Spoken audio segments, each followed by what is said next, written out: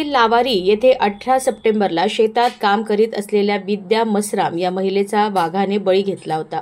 या घटनेने नागरिकांमध्ये संतापाची लाट उसळली होती। या घटनेचे गांभीर्य लक्षात घेत वन विभागाने पिंजरा लावून घटनेच्या अवघ्या 36 तासात त्या बळी घेणाऱ्या वाघाला जेरबंद केले।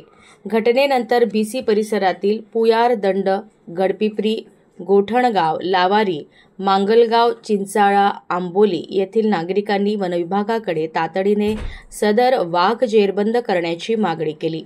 नागरिकांच्या संतापाला सामोरे जात वनविभागाने तात्काळ परिसरात ट्रॅप कॅमेरे लावले। वाघ वारंवार त्या ठिकाणी दिसत असल्यामुळे दुसऱ्या दिवशी घटनास्थळाजवळ पिंजरा लावून त्या वाघाला जेरबंद करण्याची योजना राबविण्यात आली। या दरम्यान अवघ्या 2 तासांच्या प्रयत्नानंतर रात्री 10 वाजताच्या सुमारास तो वाघ पिंजऱ्यात अडकला। दरम्यान जंगलातील इतर वाघांवरही कॅमेऱ्याद्वारे लक्ष ठेवण्याची आणि अशा घटना पुन्हा घडू नये यासाठी खबरदारी घेण्याचीही मागणी नागरिकांनी केली।